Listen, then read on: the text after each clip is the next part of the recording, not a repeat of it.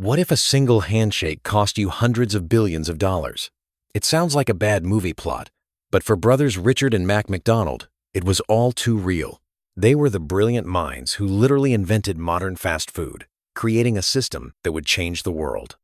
But a handshake deal with a man they trusted, a struggling milkshake machine salesman named Ray Kroc, meant they'd never see a single dime of royalties from their creation's global success.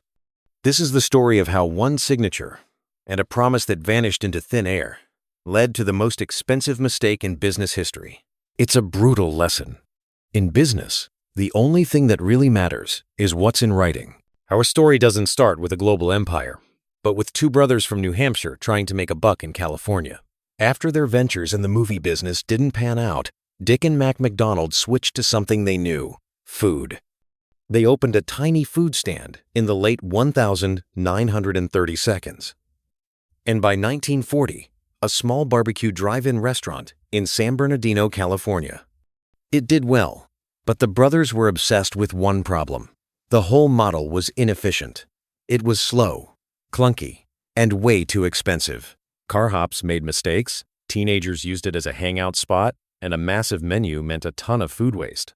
So, in 1948, the brothers did something that seemed crazy at the time. They shut down their popular restaurant for 3 months to completely reinvent it. They slashed their 25-item menu down to just 9 basics: hamburgers, cheeseburgers, fries, shakes, and drinks. They fired the car hops and installed a walk-up window for customers to serve themselves. But the real magic was happening behind the counter. They called it the Speedy Service System. On a tennis court behind their house, they drew a new kitchen layout in chalk and had their employees run through mock orders, shaving off every wasted second. They designed custom-built equipment for an assembly line kitchen. One person grilled, another dressed buns, a third worked the fry station. It was revolutionary. An order that used to take 30 minutes at a drive-in was now in a customer's hands in 30 seconds. Their 15-cent hamburgers became a sensation. The brothers were fanatics about quality. Their restaurant was a finely tuned machine, and they were making a fortune, buying new Cadillacs every year and enjoying the good life. They had built the perfect restaurant. But that perfection was about to attract an outsider with a much bigger and far more ruthless ambition. Fast forward to 1954. A 52-year-old salesman from Illinois named Ray Kroc was struggling. He spent his days driving across the country trying to sell 5-spindled milkshake mixers, and business was slow. Then one day, he got a shocking order for 8 of his multi-mixers from a single burger stand in San Bernardino. Intrigued by what kind of place needed to make 40 milkshakes at once, Kroc drove out to California to see it for himself. What he saw completely blew his mind. He saw a crowd of happy people lining up, getting incredible food in under a minute, and walking away satisfied. He saw a level of efficiency and profit he'd never even dreamed of. While the McDonald brothers had perfected a restaurant, Ray Kroc saw a blueprint for an empire. He envisioned a new American church, with golden arches for steeples, in every town across the country. Kroc, ever the salesman, immediately pitched the brothers on franchising their concept. Dick and Mac were skeptical. They'd tried franchising on a small scale before and found it was a huge headache. As perfectionists, they worried other owners wouldn't maintain their high standards. They were happy with their success and had no desire to take over the world. But Kroc was nothing if not persistent. He promised he would be their dedicated agent, upholding their standards with militant precision. The first deal was struck.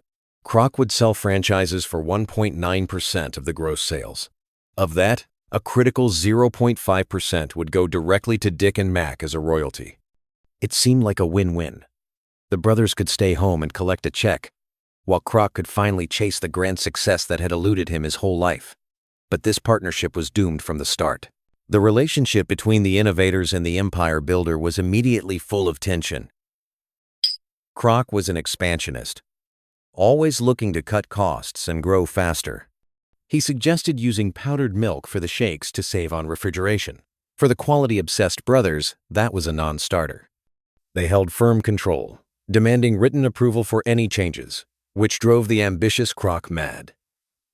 He saw them as small-minded.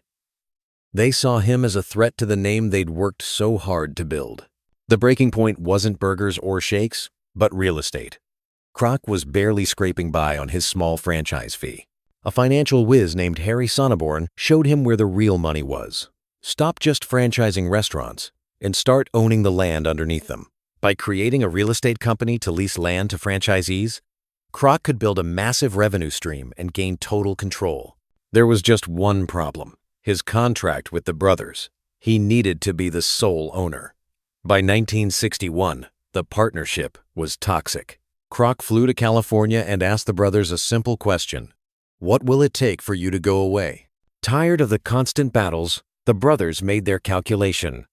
They asked for $2.7 million, $1 million for each of them, after taxes. It was an enormous sum at the time. Kroc had to borrow heavily, but he agreed. The lawyers drew up the papers. But at the closing, there was one last thing. The brothers wanted their ongoing royalty. Some sources say it was 1%, others the original 0.5% on all future profits. This is where the story turns. According to family accounts, Kroc said he couldn't put the royalty in the written contract because his new investors would balk, but he gave them his word. He looked them in the eye, shook their hands, and promised they would get their cut forever. The brothers, trusting their partner, agreed. They signed the papers for the $2.7 million and gave away their name, their system, and their future, all for a promise backed by nothing more than a handshake. They would never see a single cent of that royalty money. It's one of the most infamous handshake deals in history, a cautionary tale about trust and betrayal.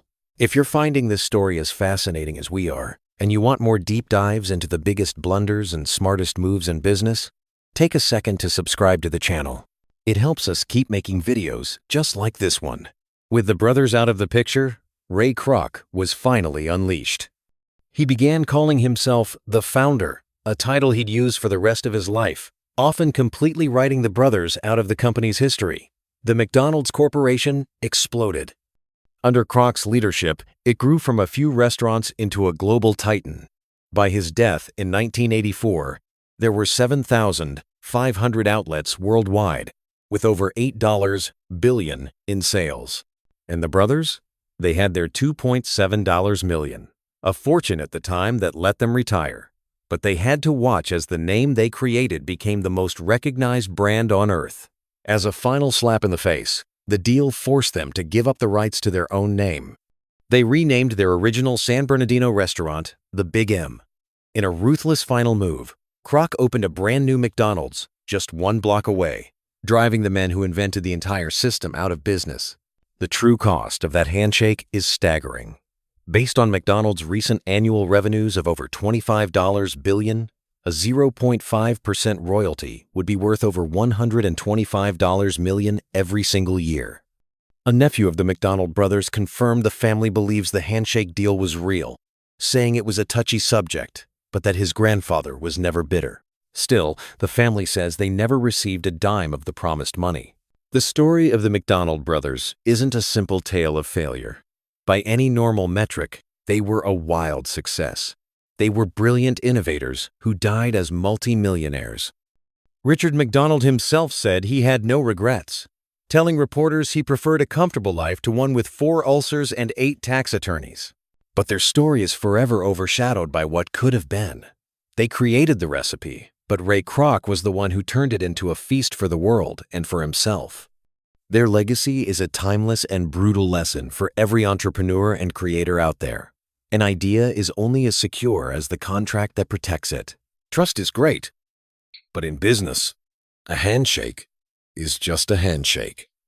Dick and Mac McDonald made one of history's most expensive mistakes, not because they lacked vision, but because they put their faith in a promise when they should have demanded it in writing.